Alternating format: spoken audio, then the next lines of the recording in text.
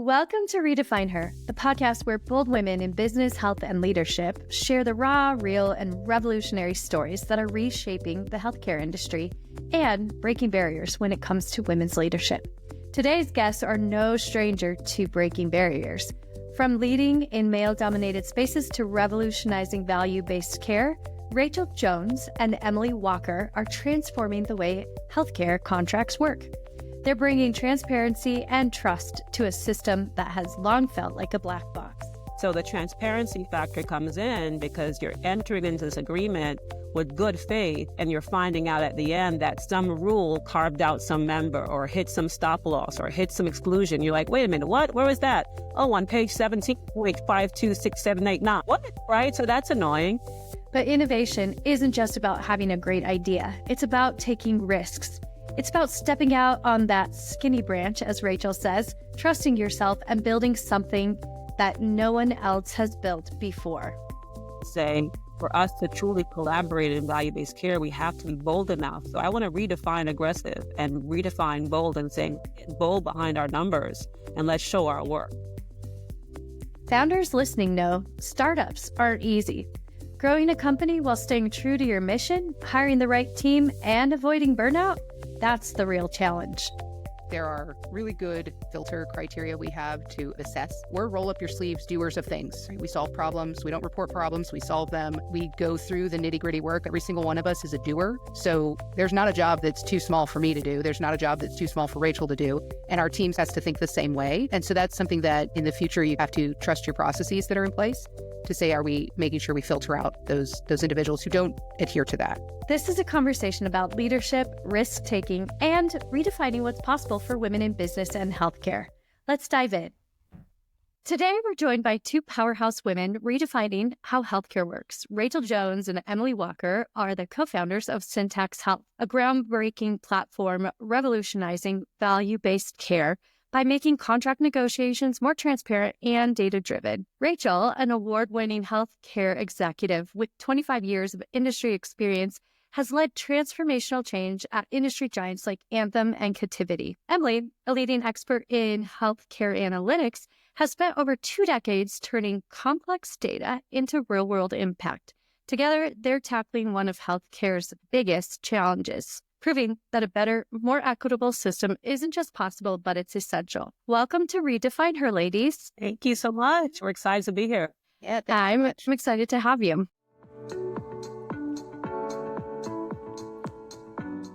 You both took the leap to create something entirely new with Syntax Health. Let's start from the beginning. Rachael, tell us what Syntax Health is and what sparked the idea. Yeah. Thank you again. It's really love this topic and to have this conversation, especially it being Women's History Month and celebrating International Women's Day. I think today is actually the day, if not sometime this week. So it feels very apropos to be here talking about launching this enterprise with my partner in crime and co-founder Emily. Syntax is a platform that provides both a product and a service to healthcare organizations, namely healthcare providers who are looking to succeed in value-based care arrangements. These are alternative payment models that are designed to incentivize reducing costs and improving quality outcomes, something we all care about, right? Making sure that healthcare is more accessible, more affordable for all of ourselves and our families. So value-based care is a way of reimbursing healthcare providers to achieve those goals. Unfortunately, we've made the process quite complex, as we do in healthcare. To help providers cross over that gap and be successful, they need better solutions. And so Syntax is about helping providers and payers more directly collaborate through transparent and frictionless contract design, number one. Number two, helping them negotiate terms that are well understood on both sides. That makes the path to winning accessible and English language versus black box. And probably the most important thing that we do is that we help organizations get earlier insights into how they're doing through the ability to have actuarially credible financial modeling paired with tying it back to the actual contract that was negotiated, so that as these organizations are working really hard to do the right things in terms of patient care and coordination, they are getting much quicker insights into their ability to hit their targets and therefore do well under these arrangements, right? For a provider, doing well looks like achieving the revenue incentives that they expected. For a payer, that looks like achieving the savings goals that they expected. But we are a company that works to serve both sides, both the provider and the payer, in order to really bridge the gap and reduce the friction in today's healthcare contracting dynamic. Awesome. That's great to hear. And I think you guys are making some huge impacts in the industry. Emily, from your perspective, can you share a pivotal moment where you came to the conclusion that this was possible? Yeah, absolutely. So spent about 20 years in health plans working in value-based analytics. And a lot of times what we'd have happen is providers would participate or join forces with our care delivery transformation teams, with our nurse navigators to ultimately improve their outcomes and be able to achieve these incentives. What would happen, though, is we'd have conversations internally where we'd hear, this provider group did all the right things. Emily, why didn't they win? Why didn't they win? And more often than not, the reason they didn't win is because that's not what the contract was actually measuring and incentivizing. So it was always really hard to have that conversation and say, I love that they did this and they've definitely done the right things. We can see that. Unfortunately, that's not what we contracted, right? That wasn't what you were getting paid for. And so it was always a really hard discussion to have that you're kind of pulling the rug out from underneath someone to say, that's not how you win in this arrangement.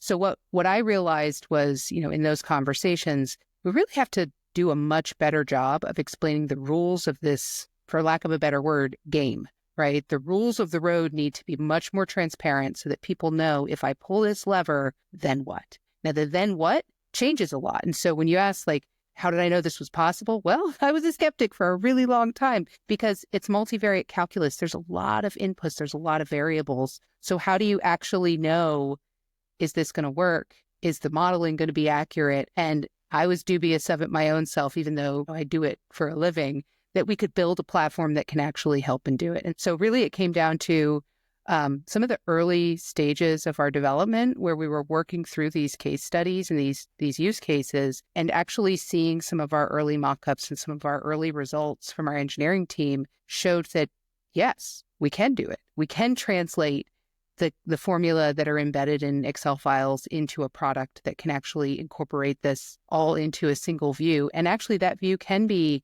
transparent and easier to understand and make sense at the end of the day. I don't want to gloss over what Emily's saying here because I do think is one of the things you asked about is sort of how did syntax come to be. You mentioned our bios, but the real part, I think one of the things that makes our company different is that both Emily and I did these jobs, right? So we do things to that. One, having done these jobs for a long time, we understood how complex it is and we don't gloss that over. We don't try to make it oversimplify how difficult it is to do this job every day. I think sometimes software companies can just, it's simple. We'll just put some code behind it. It'll be, snap, crackle, pop. We know snap, crackle, pop is hard, and it's really hard in healthcare, right? So we kind of approach this as very beginner's mind. Could this actually be done? Because we saw how hard it is to do it today with the tools that we were currently using. And these are big companies. Anthem is not a tiny company using, small things. We had state-of-the-art everything. With all those tools, we still struggle to kind of get all the pieces together, the puzzle pieces of Emily's multivariate calculus she talked about. Putting that all together was difficult. The other thing I think is important to note is the gift of a startup is you have the space to play and think freely and think completely different. Like you rip up the playbook and you look at a whiteboard, and we literally started with a whiteboard in Atlanta. And we said, if we were going to do this thing and we had the thing we always wanted, what would it look like? And you just don't have that luxury at organizations when you're in the work. It's important to call out that our colleagues who are doing this work today, if you're on the healthcare side, on the healthcare payer side, or the provider side within a provider organization, everyone knows that this sucks today. And everyone is trying their best to figure out how to make it less sucky. But unless you have the freedom to step outside your job and think greenfield, it's really hard to do that without a syntax, I don't think we would have gotten here because we had kept on making incremental improvements. I kept on saying to Emily, we can't break the machine when we had these jobs at large places. The machine has to keep going. So you keep making these little incremental spot fixes. But unless you get a chance to rip it up like we did, it's really hard to come out with something truly novel and different in the space. And that's part of what makes syntax so special, is that we had the ability finally to take 30 years of experience and rip up the playbook and say, what would we do if we didn't have limitations? You also don't have all the baggage. So in starting with a startup, I didn't have the legacy systems to deal with. I didn't have to deal with this inherited baggage of ultimately really old stuff that was just under the hood. And actually, we don't have to do that. We can start over here and see that, yes, in fact, it can happen and you don't have to do patch jobs everywhere. That was really encouraging to me. You both just answered my next question, which was how I love when it lines up like that. How long have you two worked together in other companies? Yeah, we like to say we're sister wives. I don't know. It's kind of weird. It's kind of like when you find your work wife or your work twin, right? Your work bestie. So Emily and I met for the first time in 2013, 2014, something like that, 2012. Right there. Yeah, it was a while ago. It was definitely over 10 years at this point. We've known each other. And so I had been recruited back like a boomerang, back to the mothership, I like to say, back to Anthem, after running off and doing some stuff on the software company side and working for a regional health plan in New York. And Anthem, the national plan, had rolled out one of the first national total cost of care programs. So those of you guys who don't know this terminology, total cost of care or whole person care really means a way of thinking about all of your costs, your specialist costs, your primary care provider's costs, your pharmacy costs, all the things that you're doing every day to keep yourself healthy. When you're in a total cost of care model, you have one quarterback, typically a primary care provider, who's accountable. You might have heard the term ACO, right, or accountable care, accountable for making sure that you as an individual, as a user of the healthcare system, are making smart, informed choices that are not wasteful, aren't unnecessary, and actually help to contribute to your overall health and well-being. That's a 30-second crash course on. And so in that model, we had at the time piloted first in New York, and it took off like gangbusters because it was really exciting to see this accountability and ownership model backed by a large blue like Anthem, at the time now Elevance. And they had a lot of growing pains, as a lot of programs do. Great ideas, and execution gets a little bit tricky when you have it on the ground. And they reached out to me because I had experience in the space. I built products and managed risk analytics teams, and they wanted someone with that operator and product experience to stabilize the program. So came in, did that, and then very quickly realized, to Emily's point earlier, the next chip to fall was providers who aren't doing well want to know why. And even the providers who are doing well want to know why they keep doing well. And so we saw this gap in storytelling, frankly, about how could we help providers understand their ability to perform under the program. And so I created a role, and Emily was one of the first people I interviewed for it. We had supposed to be a half an hour meet and greet. We went like 2 hours. And the rest is history. Emily came on board, and she just became a huge asset to the overall team. So much so that when I moved on to try to go do entrepreneurial stuff within Anthem, Emily took my role and did amazing things with it and just continued to build the program from there. And so when I had the opportunity to start Syntax, Syntax was incubated out of a Redesign Health. Redesign Health is a studio in New York.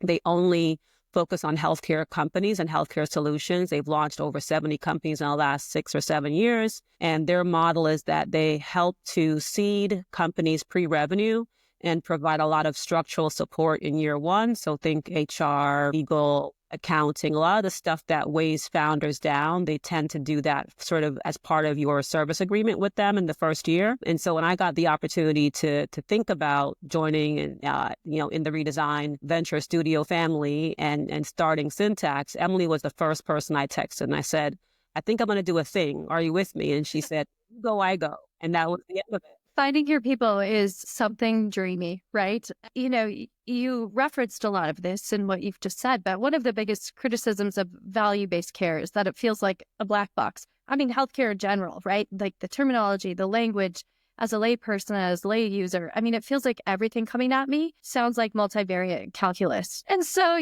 being able to understand and then create a synergy to overcome these gaps, it sounds like that's exactly what syntax is tackling head on.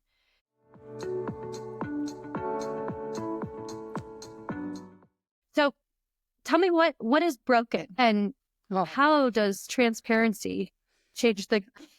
I'm going to give you what's broken at the headlines, but I would love Emily to take you into what's broken on the ground, right? So at the highest level, what's broken is transparency and friction from other habits playing into value-based care. So let me first take a transparency piece. The transparency piece, what I mean by that is value-based care essentially means that you're transferring risk. You're saying that, right? Because health insurance, the word insurance inherently means that there is some risk about you're trying to predict and cover against something bad happening. In this case, it's medical costs or healthcare costs going above and beyond what you predicted would happen. So if I'm starting to transfer that responsibility, that risk to a provider, that's an actuarial exercise. That involves assumptions about past history, about what might happen in the future, what's happening in the market, what's happening in the region. You're making all these assumptions, to Emily's point about the calculus of it all. And that is complex. I don't think it's intentional evil, but it's really hard to say to a physician who has not gone to taking actuarial science classes and is not a finance person who is here to actually take care of patients. Here is this 70-page document that explains how this is going to work. Good luck, right?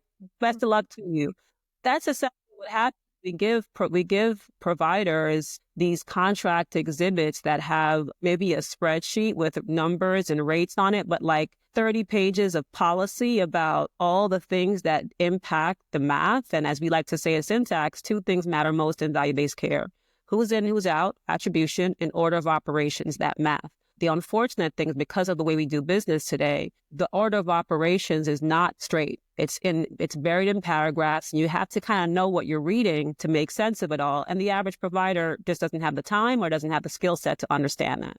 So the transparency factor comes in because you're entering into this agreement with good faith, and you're finding out at the end that some rule carved out some member or hit some stop loss or hit some exclusion. You're like, wait a minute, what? Where was that? Oh, on page 17.52678. What? Right? So that's annoying. And the other thing I think that sort of layers on top of that, and I'd love to have Emily talk specifics around what's broken, is fee-for-service contracting is the way that most providers have been paid today. The prevailing reimbursement methodology in healthcare is through what's called fee-for-service. That simply means I go to the doctor and I have a broken arm. The doctor does an x-ray, sets my arm, gives me a cast, gives me some pain meds, goes home. Each of those things, it's like a SKU, like a target, right? Like beep, beep, beep. There is a SKU for each of those things. And each of those things have a pre-negotiated rate that the health plan is willing to pay for, right? Assuming that person is covered. If that person is not covered, it's a whole different ball of wax. And so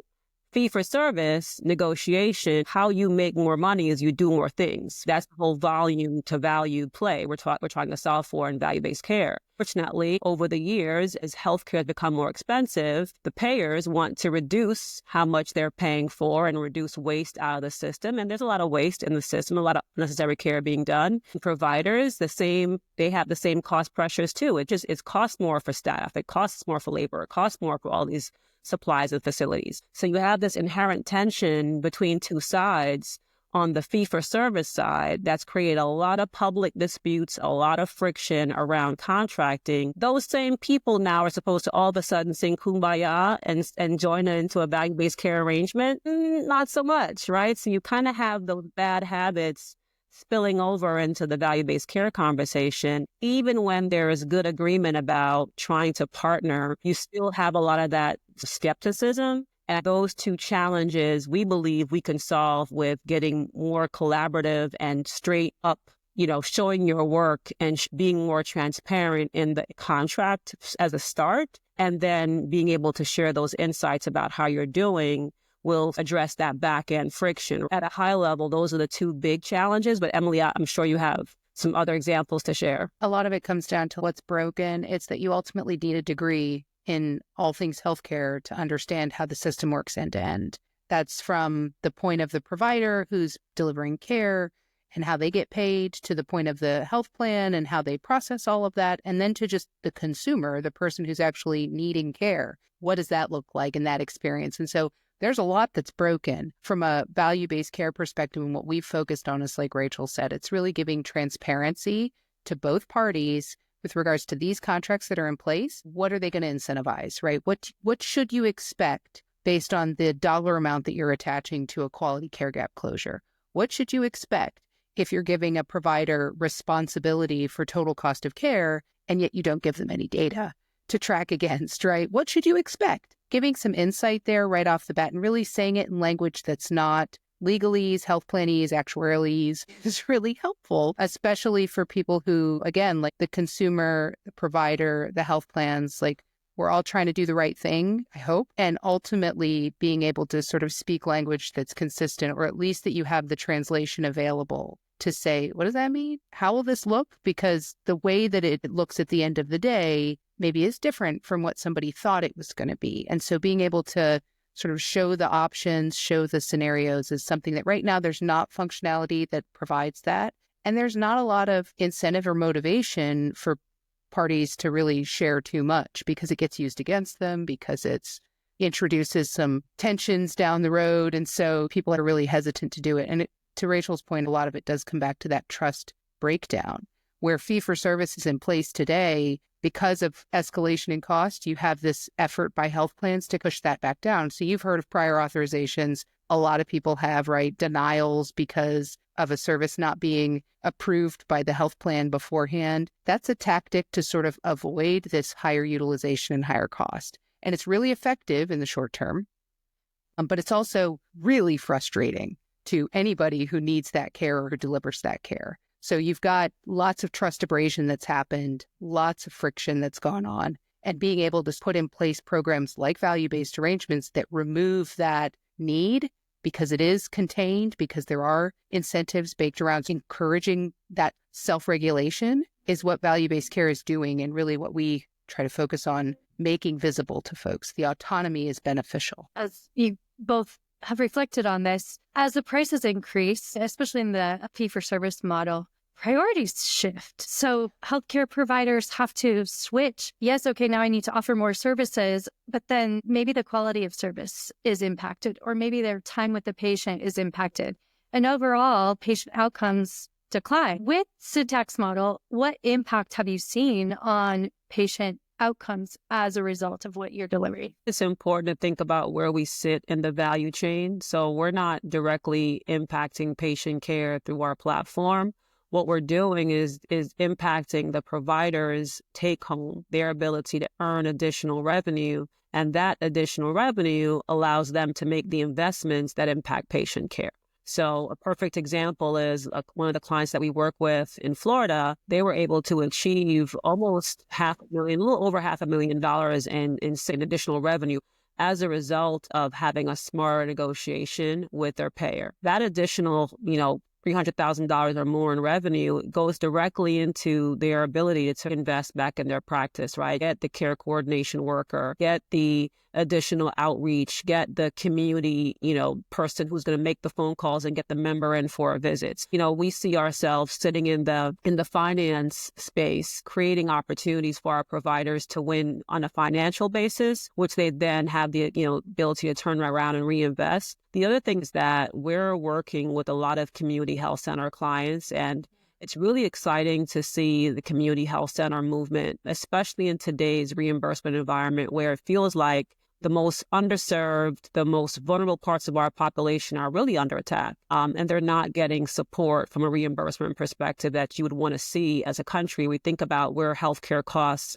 really explode. It's in the ER. It's when you have poor access to care. It's when you have poor access to rural care. And when you see these programs being cut, you ask yourself, what are we trying to really accomplish here, right? So when you have community health centers who are in those rural communities, who are in those underserved, vulnerable communities, who are trying to deliver care as a safety net institution, as the provider of last resort, when they're able to succeed in value-based care, it's especially gratifying for us, because if we can help them stay independent, if we can help them stay financially viable, if we can help them through achieving these value-based care contracts, get out of the red and go to black in terms of their financial balance sheets, we know that they're committed to these communities and they're going to stay there and help the members and patients and families who need. Community health centers serve 1 in 10 Americans and are responsible for $55 billion of healthcare spend across this country.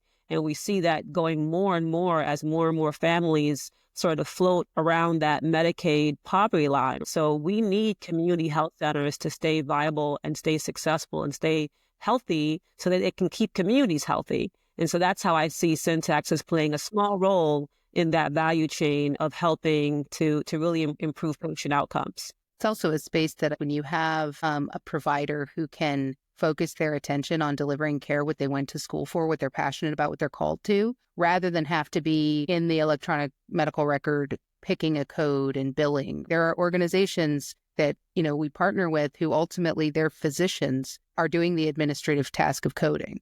It's a really mismatched application of skill sets, and also is something that really takes away from the physician's passion and what they're doing. It also is something that it's not their spiritual gift, as we like to say. And so giving physicians space to do what they're great at and take care of patients and have that time in the clinic to see people who need to be seen rather than have to take on the administrative burden. That's, value-based care is in part intended to give them autonomy to do exactly that, to have the window of time so that, you still have to document things. Yes, you still have to make sure you've got your coding and your electronic medical record notes in place, but you also don't have it as rigorously linked to whether or not you're going to get credit for that visit or not. And that's something that is really helpful from a physician perspective.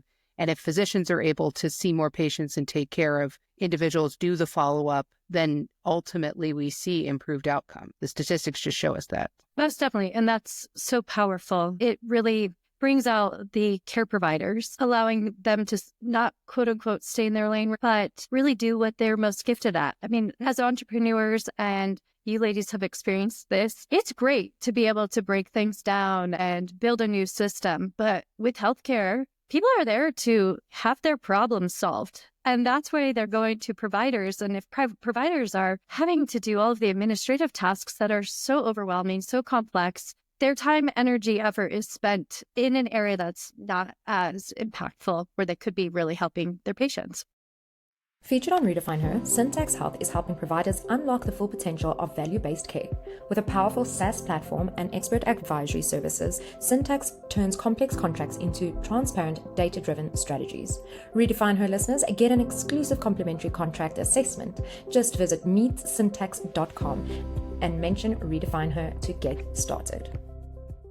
Speaking of breaking barriers, because that's exactly what you guys are doing, what challenges have you faced as female leaders in the healthcare industry? How do you navigate them, and how have you overcome them? I've been in this space 30 years now, and the interesting fact is that women make up the majority of roles within healthcare. That's a fact that people don't recognize. The issue is you start to see less of us the higher you get on the chain. So as you get into the C-suite and the rooms that make decisions, that's where we thin out. But the care providers, the care decision makers, who's making decisions for families, who's actually coordinating care, women. So it's not the barrier that we're breaking is that we're new to healthcare. It's we're newer, maybe I should say, to leadership roles, which is really unfortunate. But that is the way it is, especially being in finance and being in analytics and being in data and being in IT. The more you skinny that down, so healthcare, leadership,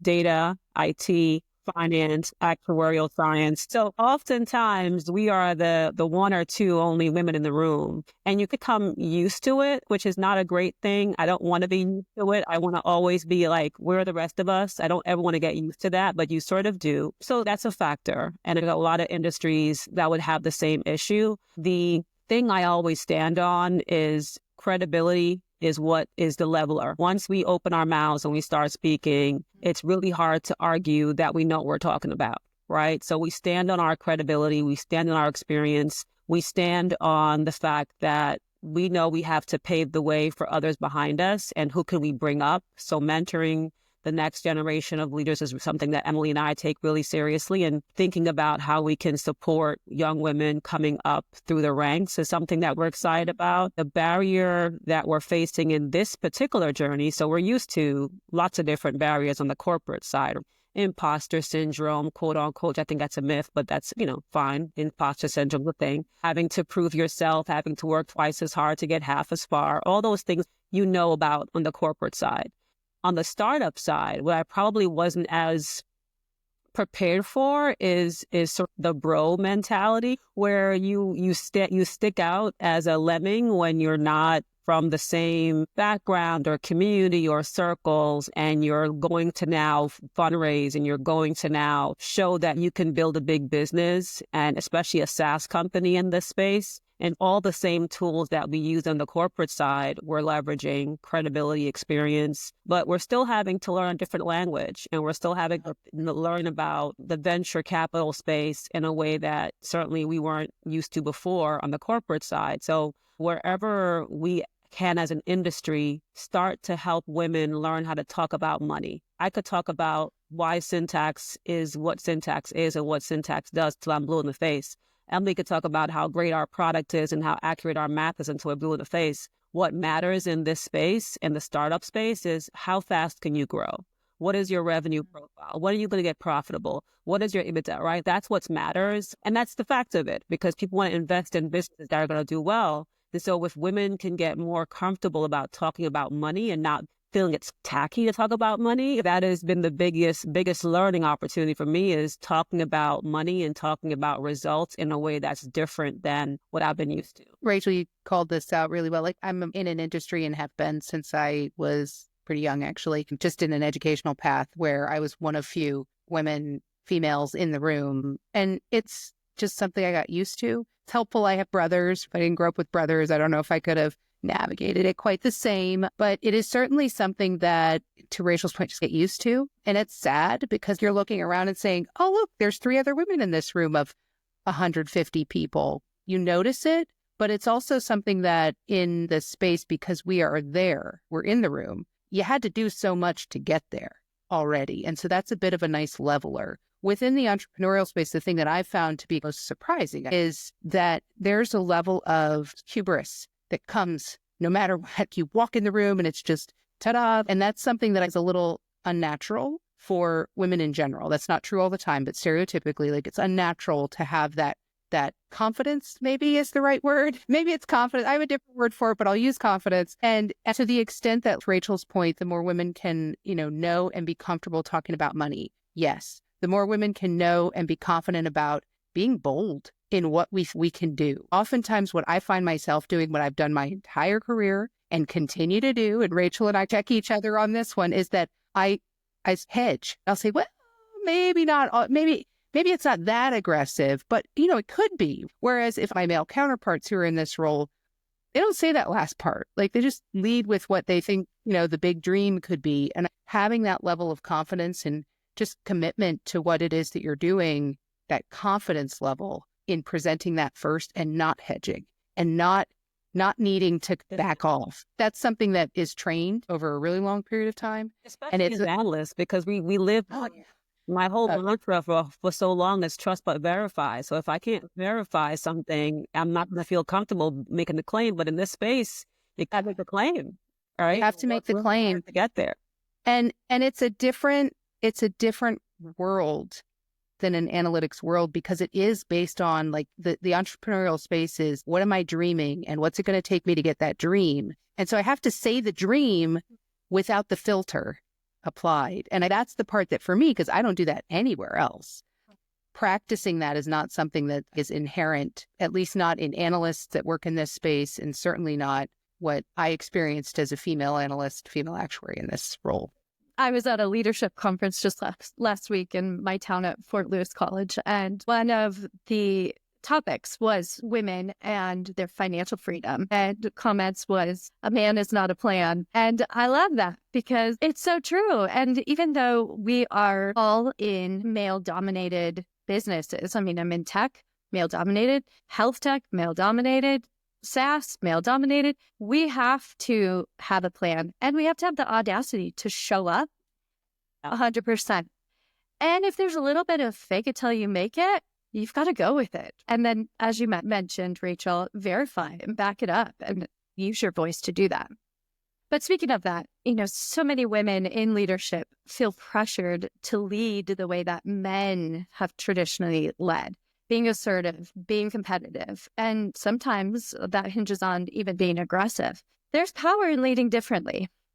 Your goal at Syntax is to create really a frictionless experience for payers, providers, and anyone that's implementing value-based care solutions. What leadership traits have been most valuable to either of you? And how do you redefine what that means to lead as a woman? Yeah, I think in three. So I'm going to have three for you. It's just how my brain works. The first thing that came to mind was one of our core values at Syntax is show your work. When you have that principle across your team, and especially as you work with your clients, it allows space for more collaboration and less inherent friction. Because I'm going to show you how I got here. And you may disagree on how I got here. You might disagree on my source. You may disagree on my conclusion, but we're not going to argue and we're not going to get aggressive about where we're going because this is how I got here. I'm showing you my work and we can have a conversation about that.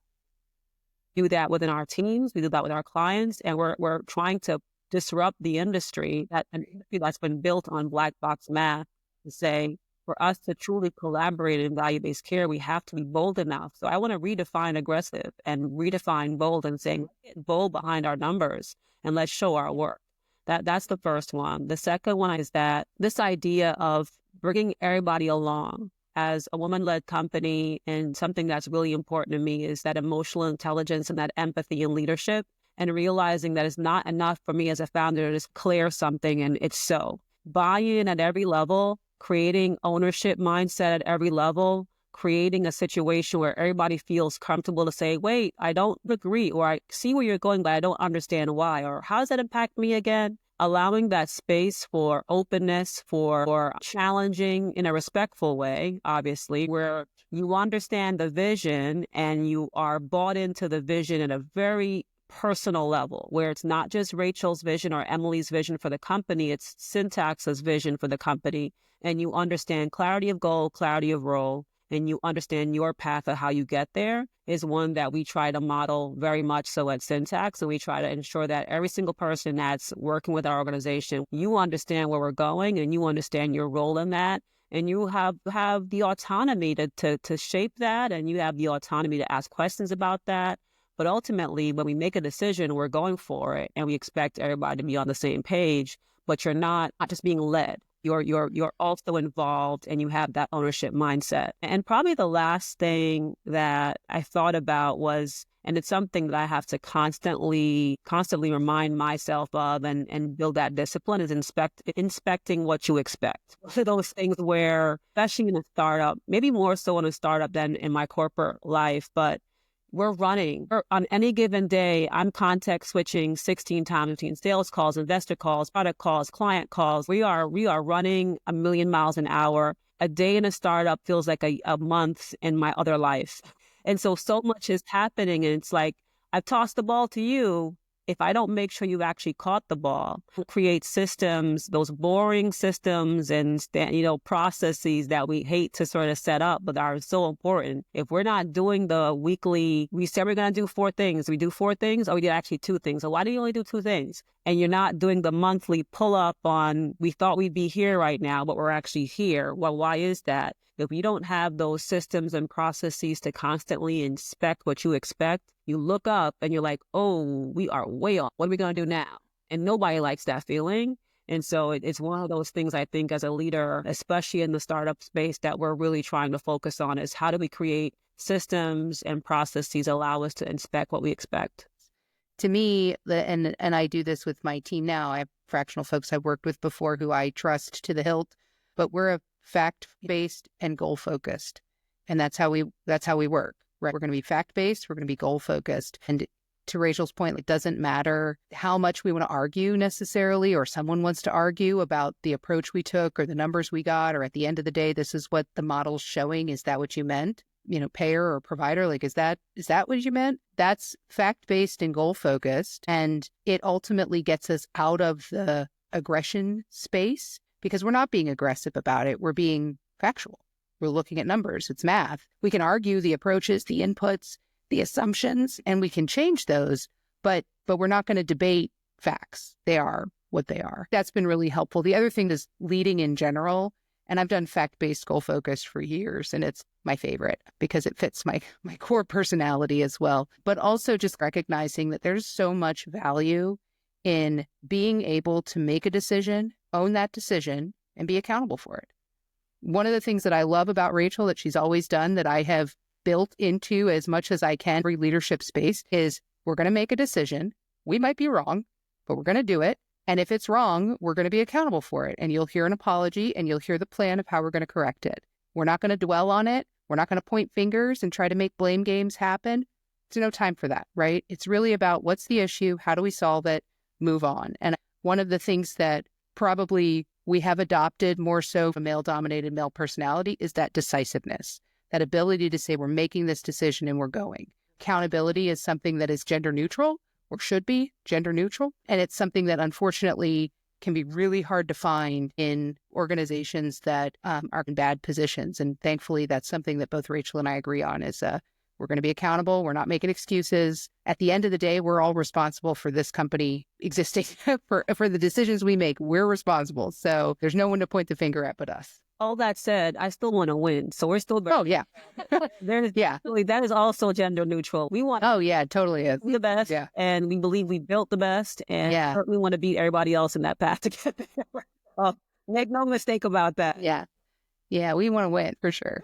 Agree with that. And some of the things that you've just alluded to, women have accepted the role of, maybe it's submissive sounds like too strong of a word, but we're malleable, we are agreeable, we are very adaptable. And so sometimes that making decisions, taking action, being deliberate, that can come off as being bitchy. And it's not. It doesn't have to be. And in fact, call it what you want. If you want to call it bitchy, okay, call it that. I call it decisive, but hey, we used to say about my oldest daughter, people would call her bossy. And I was like, she's not bossy. She's got great leadership skills. They need refined, but she's got great leadership skills. Don't call her bossy. She's just decisive. I love that. And going into talking about building teams, I mean, your collaboration, what you discussed with bringing everyone along and then really having decisions made deliberately based on facts, that is rolling down to your teams. But really, everyone's basic needs are met. If you're collaborating and you understand and you're creating space where everyone feels safe, then it's okay to fail. It's okay to make a mistake and then take accountability, pivot, and make the change. Yeah, and we translate that into how we work with our clients as well. We know a lot and we stand on a lot of experience, but we are things we don't know. And we approach our clients as we're going to meet you where you are and we're going to have unique needs and ensure that what we're delivering is matching and adding value. But we leave ourselves space there too, because, as we're rolling out a product that we've designed and that we've thought is the best thing since sliced bread, how it shows up for our clients, we may have to tweak, we may have to modify. So I don't want it to come off as if, it's a binary thing. You can be decisive and you can be flexible. You can have a point of view and be persuaded why perhaps you didn't have all the information. At the core of it, though, is that fact-based discipline. If you can see the evidence, if we can see the data, if we can see where something is not working and we can see that in our face, then okay, let's take that as input. And let's now make a new decision. Let's not be stubborn and say, well, that's how we designed it. Sucks to be you. Like we're gonna, because again, right, showing our work, bringing everybody along, that shows up in how you service your clients too. If your client feels like they're being told what to do and it's not their own journey, they won't be your client for long. How we've built the culture at Syntax is how we're attempting to build a culture with our clients as well. I love that too, because it's something in startup world for any entrepreneur out there. Be ready and willing and able and even looking for mistakes, for you to be wrong. It's a very humbling existence, very humbling. I'm a smart lady, but wow, is this humbling. And it really does come down to, I know what I know, and there's a whole host of things I don't know. An understanding of that space of, I know this much of it, and recognition that there's going to be more that you learn along the way and being open to that. And that's something that we do well. We've shown because we've made mistakes. How are we going to respond to those mistakes? And so it's not just we're going to say this is what we do, but we've done it practically multiple times in our existence with Syntax, which proves to us and to our teams, this is in fact our normal operating procedure. This is our SOP. It's what we do. That's helpful because it also generates that consistency and that predictability of what our teams can expect and what our company expects of one another. And it inspires them to look for that themselves and to also grow.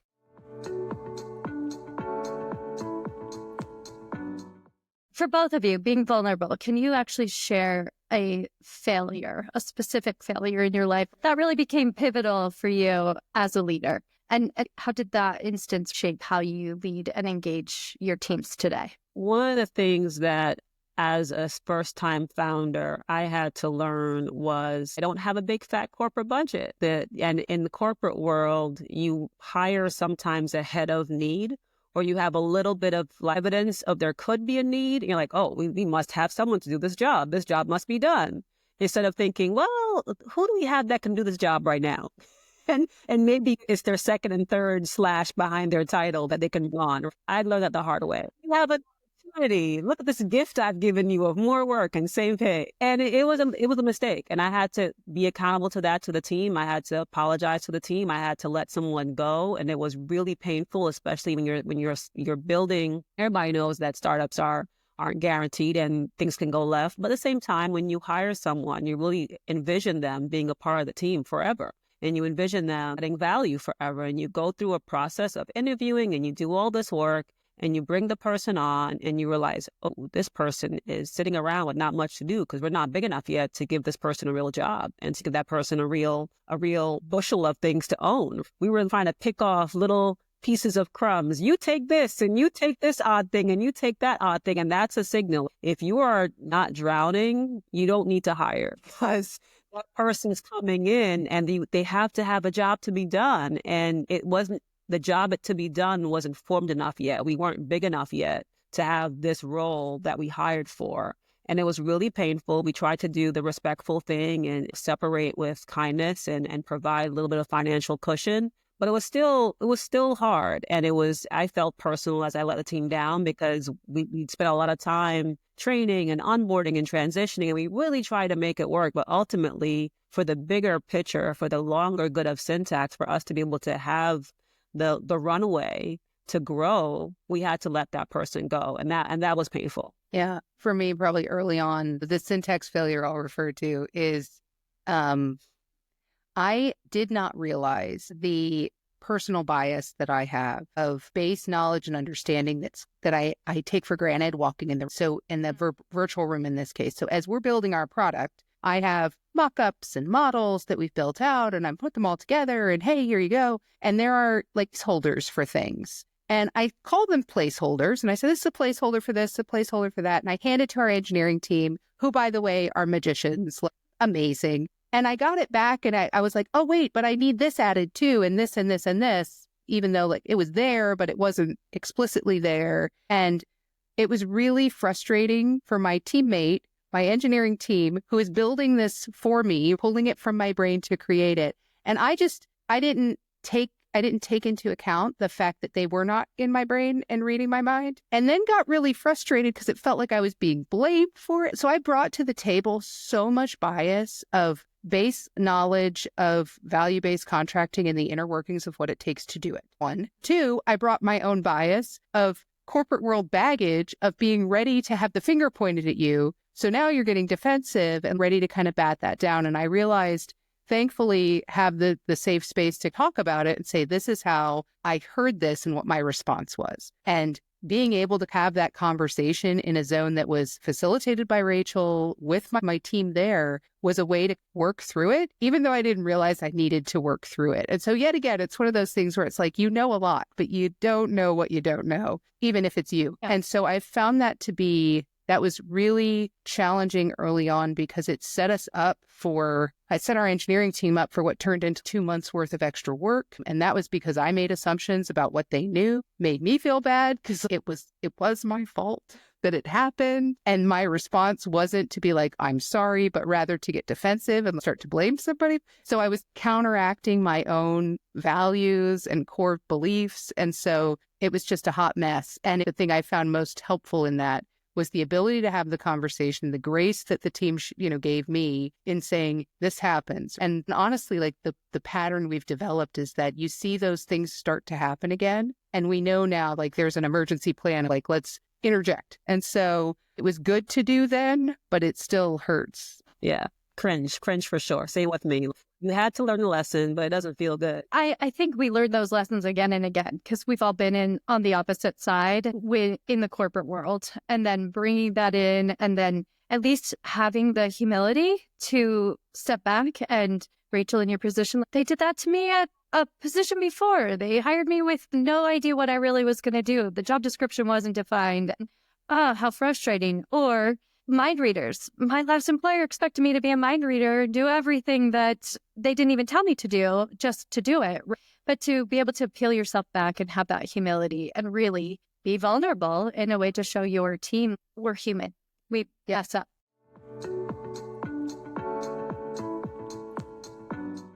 We talked about strong leadership as women. We've talked about challenges and failures. When you're looking at building a purpose-driven team and further maintaining a strong company culture, how do you balance hiring for technical expertise, hiring for the demand that you need to hire for, to the problems to solve, while also making sure each person really aligns with Syntax mission and values? Slowly.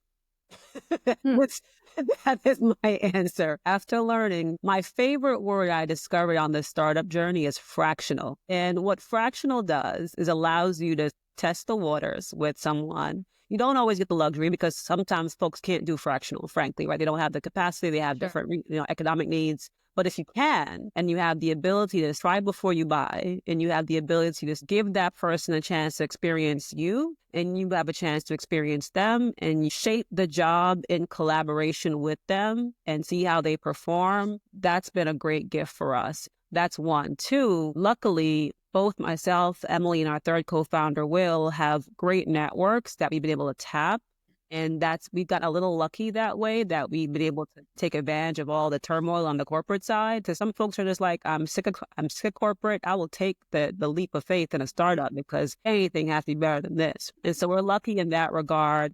And we do a fairly decent job of coming together, even though we're remote as a company and we're in 3 points of the world. Literally, I'm in Atlanta, Georgia. Emily's in Danville, PA. Our other technical team is in Texas. We could not be more further apart. But between obviously the remote work, but we get together once a quarter, and we've been pretty consistent with that since we started. It's created this meshing, and so we know our ways of working. We know what fit looks like. We definitely know what fit doesn't look like. And that's allowed us to create this hiring criteria, this ideal profile of a person that will be a syntaxer. That's an actual noun that we've come up with. And we've got a village of people that we can tap for fractional work that we hope to bring on as full-time as we grow. Now, at some point, we'll have to widen it, right? And what we're hoping is once we get past the first 7 to 10 people, that cements the core of who we are, that you become like the selection criteria almost becomes self-evident, where someone who's going to be attracted to us will have the skill sets and the interest in value-based care. That's number one. You have to be passionate and a believer and an evangelist that this is the way to transform healthcare. As a healthcare company, we'll have the technical requirements and we'll have the skill set parent around what we're looking for. But that extra it factor, that cultural fit factor, we know enough now after being at this for almost 3 years of we can ask questions that tell us, do you show your work? We can ask questions that help us understand, are you fact-driven and goal-focused? How to weed those things out, I hope. And we're going to get even better as we grow this next nest around the initial founding team, and then just have that be the model. And like attracts like. And as we even get our next set of hires, their networks and the people that know them will attract from that pool. So I'm actually not worried about finding people. I'm more worried about the right timing and making sure we pace the growth with our growth so that we're not hiring ahead and have to do the worst thing ever, which is to cut back. Right. To Rachel's point, I refer to it as stacking the deck. We have stacked our deck and will continue to stack our deck for at least the next year and a half or so, I suspect, especially with people in our network. We know these are people we've worked with. We know these are people who are passionate about BBC. These are people who have worked with us in the past, maybe, or we have interactions with that are really close, that ultimately say you adhere to and are subscribed to the same sort of core values that we are.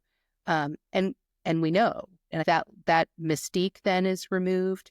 To Rachel's point, though, you definitely move beyond that, like after the first 10 or so folks. And that's something that there are really good filter criteria we have to assess. We're roll up your sleeves doers of things, right? We solve problems. We don't report problems. We solve them. We go through the nitty gritty work. Every single one of us is a doer. So there's not a job that's too small for me to do. There's not a job that's too small for Rachel to do.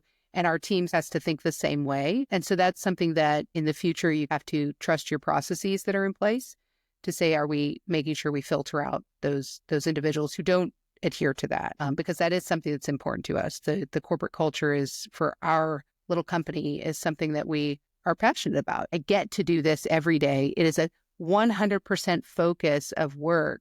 And my brain is working every meeting I'm on, every spreadsheet I open, every conversation we're in. It is focused. There is no multitasking, which, by the way, is completely opposite of corporate world, where you can multitask. You could be on 3 meetings at one time. I've done it, but I cannot do that here. You have to be focused. And so making sure that the team you're working with is one that is committed like you, is invested like you. That's important. Your skill sets definitely don't have to be the same. Rachel and I complement each other across the board in skill set and life in a lot of ways. I think that it's one of the things that is a value add that we have, is that the culture itself defines how we're going to work together. Yeah. Well said. And as you mentioned, hiring syntaxers slow, that is effective for sure. The fractional leadership, technology, talent acquisition, security, compliance, all of those pieces, there are fractional leaders out there that can dip in and help. And that's so valuable to really leverage your networks. And then you don't have to overhire and end up losing out on folks. At the same time, the startup world moves so fast, and leadership and growth comes with this relentless pressure. How do you both set the tone for a culture that drives impact while also keeping your team and yourselves from burning out? Because we can wear every hat and we can do everything. And part of us wants to prove that fact as well.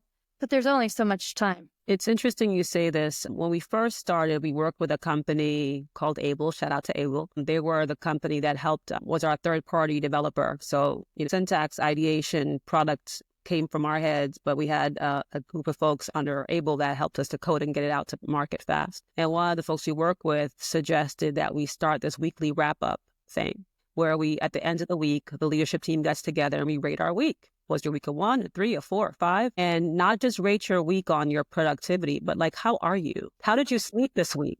You get outside and touch grass this week. And at first it was weird because Emily and I knew each other well, but we didn't know our third co-founder that well at first. And so it was a little awkward to talk about your kids. And this kid was sick this week. So it was 2 weeks for me because I was in 2 places at once, right? But now it's become a really great way for us to test the temperature of the company. If we've had a string of 3s and 2s, we're like, okay, what is going on? We got to pull up. We got to figure out, what do we need? How can I support you? What's on your plate that I can take off? What can we deprioritize? And so it's become an inherent accountability temperature check for burnout for our team. There's a time period where I was pulling all-nighters, like day shift, night shift, and the team saw it. And they're like, you are going to burn yourself out. Like, you got to get some rest. Do not log on this weekend. If we see you on Slack, we're going to kill you.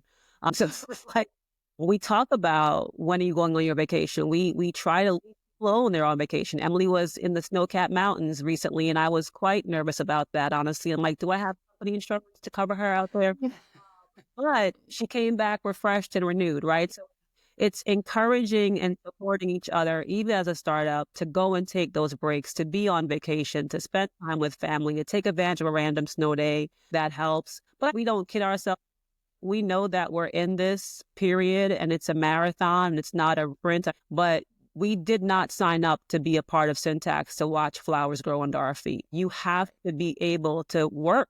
As Emily said, we're not sitting around filing our nails and watching TikToks. We're working.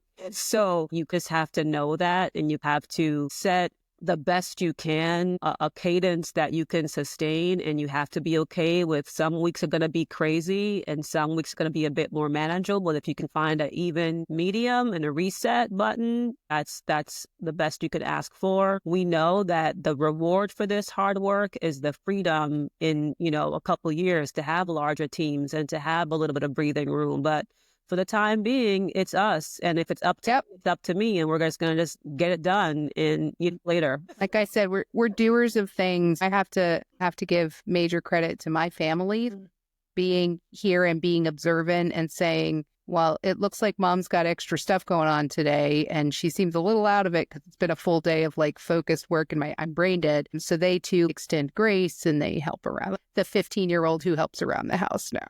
Totally spoiled. But so there are things like that it's that unspoken support around you that helps to make it happen. I am not a spring chicken anymore. And so to do this work at this stage in life with this level of exhaustion that came with it is different. It's definitely a different investment for me, but it's something that I also find to be really rewarding. I tell Rachel at least once a quarter, it is still the best professional decision I have ever made. I don't want to go back. We will claw our way through this if necessary, because I really want us to work, and not just because it's satisfying for us and we get praise for it or whatever, but rather because we're helping people that need it. They need help here. This is a lane that they don't know, they didn't have access to before Syntax.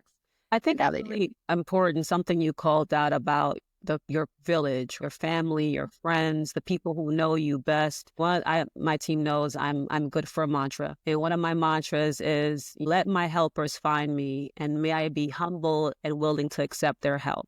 And that's, especially as moms and as women, it's not easy for us to ask for help and accept help, because let's be honest, we know how it should be done. So if I have to get help, that means I have to release the ability to tell you how to do it because you're helping me. And that means I can't tell you how it should be done.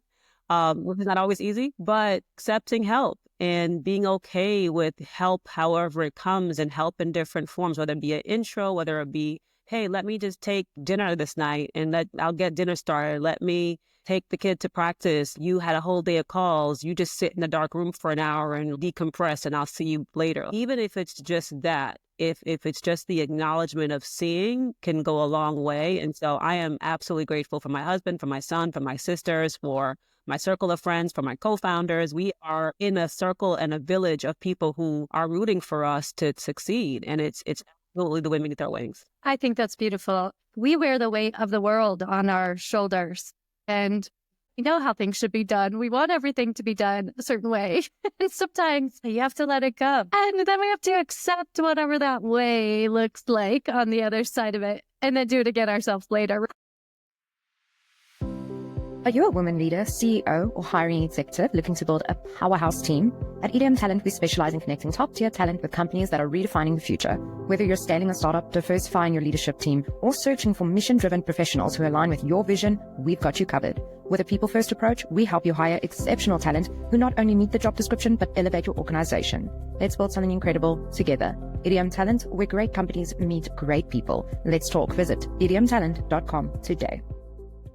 How do you guys take care of yourselves? Goodness, this is my favorite topic. I am the self-care queen at Syntax. So I'm a big believer in the miracle morning. I've been doing the miracle morning now over 10 years. And so it's silence, affirmation, visioning, exercise, reading, and scribing. That's the Sayers routine. And so each morning I block my calendar to get up early and work out, some sort of workout, whether it be Pilates. I started Pilates last January, and it literally changed my life. There was sick of hearing about Pilates, but I'm a Pilates stand now. I also do yoga, treadmill, walking, Peloton, whatever it takes to get the physical movement If I don't have a day of physical movement or two, it shows up in my energy, it shows up how I think, my head gets cloudy. So for me, it's exercise, it's reading. Usually it's a devotional. And I got this tip from my pastor that talked about there's 31 books in Proverbs and you can read a chapter of Proverbs every day.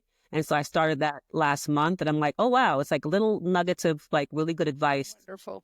So that's been great. And journaling. I'm a big like positive affirmations mantra girl. So I do a lot of that. So that's mostly what I do every day. And then on the weekends, we try to have some kind of family time, whether it's a movie night, whether it's a games night, whether we're going to go hang out. And we live in Atlanta. So there's always something happening in Atlanta. Always. There's 5 fairs this weekend alone. So it's not hard to find something to do. And I have the pleasure of living close to my sister who's down here as well. So we get together and we're going to do a 90s hip hop night on Friday. So we just try to get out and have a good time and balance the craziness of pouring back and sharpening the saw.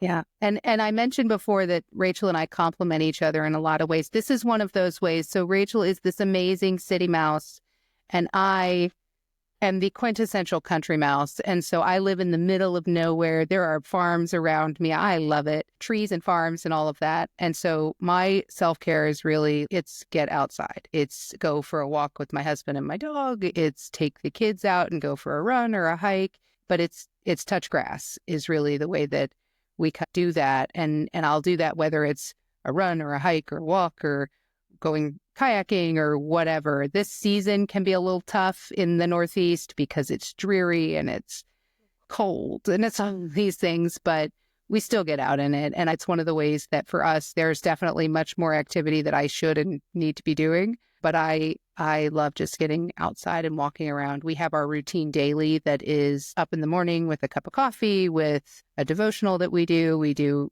prayer together, my husband and I do, and then get the kids off to school. And it's a start the day just with a what's happening today view for both of us. We both look at it together and say, here's my day. Look at your day. Where do we have points where in the day we can kind of bounce back and just check in with each other and see, how are you? How are things going? How are you feeling? And that way we've got that support. My husband has his own business as well. And so we both work from home and have that flexibility to still stay in contact daily. And that's just one of the ways that on the regular, we're keeping tabs, keeping track of how this is going. It's something that Rachel mentioned this too, just being able to turn things off for a little while and have that downtime. And so we take a day every week. It's Sunday for us. That is our day.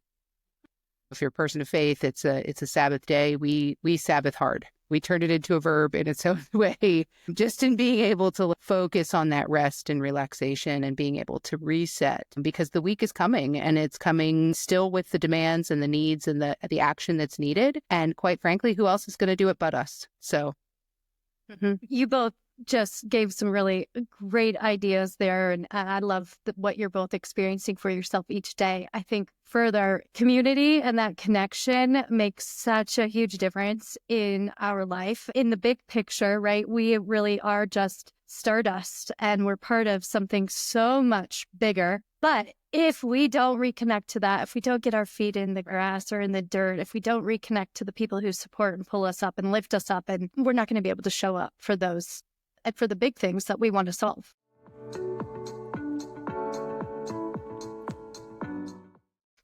In a time when DEI initiatives are facing a lot of pushback at the policy level, the need for representation and equity in leadership is more critical than ever. And in healthcare, we're seeing funding getting cut. We're seeing all kinds of just top level that is frankly causing some chaos for both of you. As we are seeing how this moment is impacting us currently, looking at the future of leadership in healthcare, what is your advice for those who are in the same shoes as you guys might be, starting a business that really adds value and drives change in healthcare? What is your advice for people who are in similar shoes, and how do you keep those conversations alive? Yeah. We don't have the privilege of not thinking about diversity, equity, and inclusion. It's a privilege to ignore that, number one. I'm a Black woman. I'm a Jamaican immigrant. My parents came here. I'm first gen. You don't have a choice to I'm just going to pretend it doesn't happen. So one, recognizing that if you have the privilege to not think about DEI, you should be thinking about DEI. You should be thinking about how you create spaces that allow for new ideas, new thinking, potpourri of knowledge to come around the table to allow you to build something that is amazing. One. Two, remember who you're building for. The majority of people who benefit from healthcare programs don't look like the people who are building these healthcare programs. They're the folks who are living in rural communities. They're the folks who are multi-generational. They're folks who are first-gen or immigrants. There are folks who have all kinds of ethnic backgrounds and different gender identities as well. And so to pretend as though you're going to create a healthcare system without thinking around equity is almost irrational to me, because if you're creating a healthcare product, program, service, you have to think about how it uniquely impacts the person that you're trying to help and create healthcare for. And so to do that absent of recognizing that there are inherent differences in how I receive care, how my genetic makeup creates predictive factors for different diseases, different conditions that Emily, it's irrational to me. I can't wrap my head around people who think that way, because it's just not fundamentally what healthcare is designed to do. Healthcare at its core has to be equitable, has to recognize the inherent biological, genetic difference that we all have as human beings. My advice to startups who are out here creating very cool models that are largely probably AI, because if not AI, what are you these days? So who are you serving?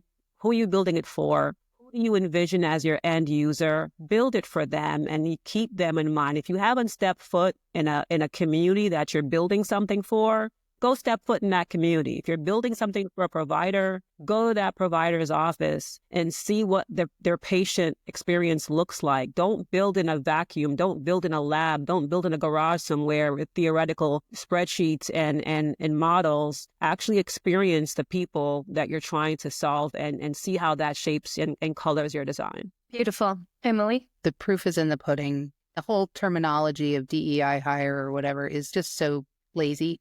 Honestly, it's just lazy. And it's a situation where you're being dismissive of someone without actually seeing their work. At the end of the day, we do our work. We do our work. We do it to the best of our ability. And sometimes that's intimidating to people. And sometimes it's really threatening. And that's a them problem. That's what it comes down to. And so, yes, there are going to be challenges. Yes, there are going to be barriers. To Rachel's point, we don't have the privilege, the ability to pretend DEI is not a thing. Diversity is needed, and it's something that it's important to embrace and to acknowledge that the laziness of others does not mean you should be lazy. It does not mean you should give up on what you're doing or give up on your values. And one of the things I like to remind myself of when I get down in this space is that my value is not defined by that. It's not defined by that person's opinion. It's not defined by that person's statement. And at the end of the day, it's recognition too that like you don't take critique from someone you wouldn't ask advice of. For yet another mantra, if you are not someone that I'm going to seek advice from, why am I taking critique from you? And that's something that if someone's going to be lazy enough to say, oh, you're just in this because, you're a person of color and female and, it's like, well, okay, clearly I'm not going to convince you otherwise. Like, that's just a very lazy assessment, and unfortunate that we're in that position right now, like really unfortunate, and we will power through. We'll soldier on because you can't be defined by that. I love what you both had just shared. I don't have the data on it, but really products that are not built from an inclusive perspective, they tend to fail. The failure rate is really high. And then Emily, to your point, like, let them. If that's what they're going to say. Mel Robbins is saying, right? Let them. We move on.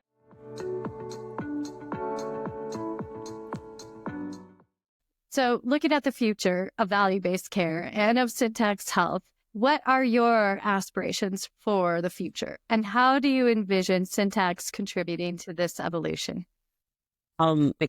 Optimistic about the future of value-based care for a lot of reasons. But I believe that as an industry, we are embracing the fact that for us to ever bend healthcare cost trend and make it truly accessible and affordable, we have to get providers to have more skin in the game and to have more incentives to make the right decisions and to keep members healthy and reduce the cost of care. So one, really excited about the overall trend in value-based care. Lots of great signals from all parts of the industry that's showing it's going to continue to grow, not slow down. Really excited about Syntax's role in that to ensure that both sides, both providers and payers, are able to enter into these arrangements successfully. And so my goal for Syntax is to be the tool of choice, the platform of choice to bridge the gap and make it accessible and easier for payers and providers to get into this arrangement and do well. Our success is defined by the word friction not being associated with value-based care, with transparency and trust not being punchlines when you talk about value-based care. That's the future I see for Syntax, and one that I'm really excited about building with Emily and the rest of our team. Really, and I know you're going to make that happen. Thank you. Emily? Yeah, more in a targeted sort of audience space. I have actuary friends who have asked the question, they're dubious of value-based, and the question was, is this even working? Are we paying for anything like real? And the answer is a hard one to answer a lot of times. And my challenge back to my friends there is, well, isn't that your fault if you're not sure? Because you made the model. You built the model. So if you've built a model that you can't trace, how the hell do you expect a provider to trace it? What are you expecting? So one of the things that I love about what we've done with Syntax is really intentionally made it so that you can see, is this working? That answer of, are we getting value from this, actually gets a lot easier to answer. And so the ability for a value-based care arrangement to grow and to flourish, we've removed some of the naysaying out of the conversation right away. Beautiful. Expect what you expect. Build with facts. And show your work, bringing everyone along. Love that. Our last guest left a question for you all. You're obviously doing a lot to help healthcare systems and to help providers and payers both. But what can you do, you or your team do, to better support the most vulnerable women in our communities? I'm going to talk about the healthcare community and the community of leadership and opportunity there, because there's lots of women communities who are vulnerable across the spectrum. On being here in this seat and showing up and taking up space. I know that is an overused word a lot, but I do think it's important to take up space and to be bold enough to say we're going to step out on a skinny branch and build an enterprise from the ground up is how we help women. Because when you see something is possible, it creates a vision in your mind that what you can do. And so that's one. And two, reaching back. I personally do a lot of work with mentorship, with, supporting young women in this space. And I carved that space out intentionally to try to ensure that I'm making myself available to help support the next generation of leaders. And each one, teach one. And if you can reach back and you have the opportunity to do, that's how you help. Yeah, I have to agree. I have to agree with the reach back concept there. It's something that you see, especially in rural communities that where I live, it can be really prevalent that you have young women who, when they're in school and they get to that level of math where now it's not attractive to be smarter than your male peers, you see them change. And the thing that I am committed to and have worked on both with my daughters, with their friends, in our community generally, is showcasing that you don't have to do that. That's not a necessary give. And so just really encouraging young ladies who maybe feel like they're in a really small space, that the land of math is not reserved for men. You're allowed to play here too. God may have gifted you in this way also. And to be comfortable and confident in this. To your point, a man is not a plan, and you can own your lane here. And by the way, can, should, would, you have support around you. And so just really wanting to encourage the youth of our rural communities that this is a space that is not reserved.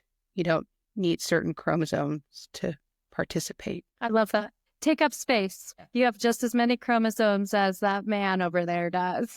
Is there anything from your services that you would like to make sure that our guests here today? They share their journey, their fundraising, leadership and philosophy. So if you are an early stage investor that is looking for disruptive To our healthcare listeners, technology in the space of value-based care, learn love how to chat with you and share more about what we're building. We're super excited with about it. value-based And if care, you are a provider, meet an ACO, a community health center, or a faculty practice, someone that is either in the throes of value-based care today or curious about getting started, we would love to support you and help you on that journey. Ladies, this was a beautiful conversation. Thank you both so much for being here today. Truly appreciate your insights and the wisdom you shared with me. I appreciate that. Thank you for the opportunity. I love your questions too. They were really, really thoughtful.